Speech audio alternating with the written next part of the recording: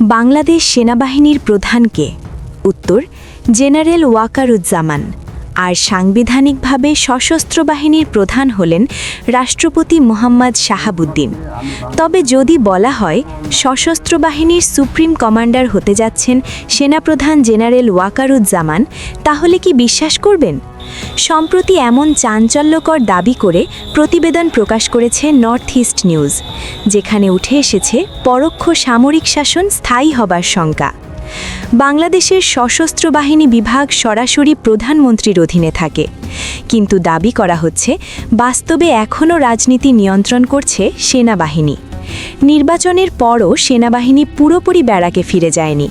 বেসামরিক প্রশাসন পরিচালনায় তাদের স্পষ্ট ভূমিকা রয়েছে, যা জন্ম দিচ্ছে নানাবিধ প্রশ্ন। প্রতিবেদনে উল্লেখ করা হয়, নির্বাচনের পরপরই সামরিক বাহিনীর উচ্চপদস্থ পদগুলো পুনর্গঠন করা হয়েছে। বলা যায়, পুরো সশস্ত্র বাহিনী এখন টিম ওয়াকারের কর্তৃত্বাধীন, যাতে সমর্থন দিচ্ছে বিএনপি সরকার। ভারতীয় গণমাধ্যমটির দাবি, বাংলাদেশ সামরিক বাহিনী বর্তমানে পাকিস্তান মডেল অনুসরণ করছে। 2024 সালে নিয়ন্ত্রিত নির্বাচনের আগে মুসলিম লীগের নির্বাসিত নেতা নওয়াজ শরীফকে দেশে ফিরিয়ে এনেছিল আসিম মনির বাহিনী। একই ধাবে বাংলাদেশের নির্বাচনের মাত্র 2 মাস আগে 17 বছরের নির্বাসন শেষে দেশে ফিরে আসেন তারেক রহমান।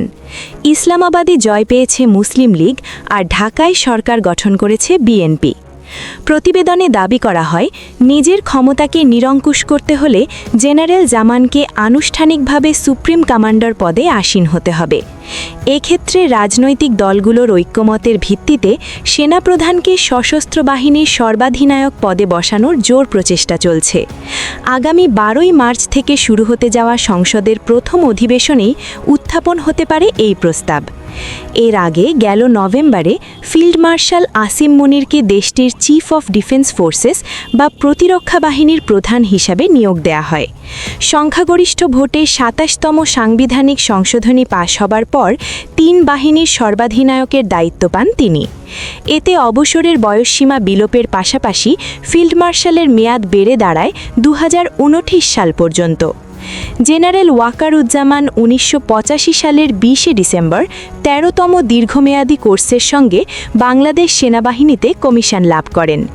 39 বছরের বর্ণাঢ্য সামরিক জীবনে 9ম পদাতিক ডিভিশনের জিওসি, সশস্ত্র বাহিনী বিভাগের প্রিন্সিপাল স্টাফ অফিসার এবং সেনাবাহিনীর চিফ অফ জেনারেল স্টাফ হিসেবে দায়িত্ব পালন করেছেন তিনি। 2027 সালের জুনে শেষ হচ্ছে বাংলাদেশের 18তম সেনাপ্রধানের মেয়াদ। আসিয়া জাহান, হাওয়া নিউজ।